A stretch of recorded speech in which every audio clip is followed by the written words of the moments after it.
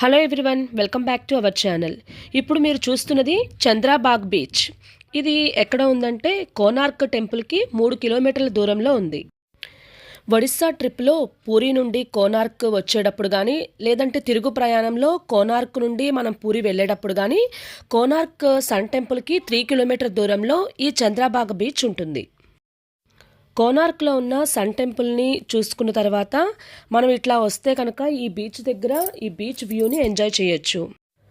కోనార్క్ టెంపుల్ని చూడాలనుకున్న వాళ్ళు ముందుగా ఎర్లీ మార్నింగ్ 4 కల్లా ఈ బీచ్ దగ్గరికి రాగలిగితే మనకి సూర్యకిరణాలు నేరుగా కిందకి పడడం అనేది గమనించవచ్చు. ఆ టైంలో ఆ సూర్యకిరణాలు ఆ నేలను తాకే దృశ్యం చాలా అద్భుతంగా ఉంటుంది. సూర్యకిరణాలు నేలను తాకే సమయంలో మనం అక్కడ ఉండడం వల్ల ఆ కిరణాలు మనల్ని కూడా ఎంతో కొంత తాకుతాయి. అప్పుడు మనలో ఉండే అనారోగ్య సమస్యలు కూడా పోతాయి.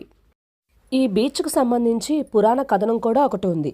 శ్రీకృష్ణుడు కుమారుడైన సాంబుడు ఒక శాపం కారణంగా కుష్ఠవ్యాధితో బాధపడ్డాడు.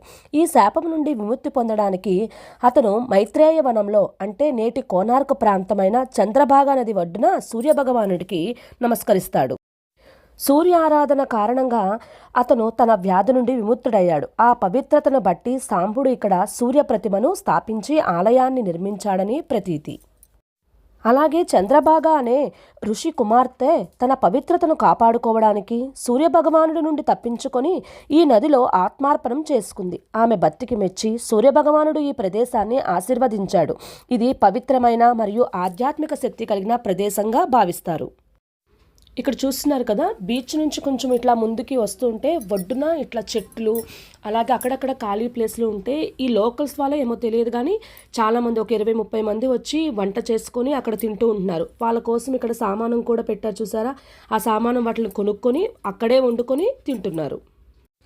ఈ బీచ్కి మరొక ప్రత్యేకత ఏమిటంటే సూర్యకిరణాలు నేరుగా కోనార్క్ సన్ టెంపుల్లో ఉన్న ఆ సూర్యభగవానుడు విగ్రహం మీద పడేవంట. ఇక్కడ వీలున్న వారు ఎర్లీ మార్నింగ్ 4 to 5 ఆ మధ్యలో వస్తే సూర్యుడు ఉదయించే దృశ్యం కూడా చూడవచ్చు. ఇక్కడ మీరు చూసినట్లయితే గ్యాస్ స్టవ్స్, అలాగే పెద్ద పెద్ద పాత్రలు ఉన్నాయి కదా, అవి రెంట్కి తీసుకొని గ్రూప్స్గా కొంతమంది వచ్చి ఇక్కడే వండుకొని తింటారంట. సో చూసారు కదా, ఈ వీడియో మీకు నచ్చినట్లయితే please like, share, comment and subscribe. Thank you.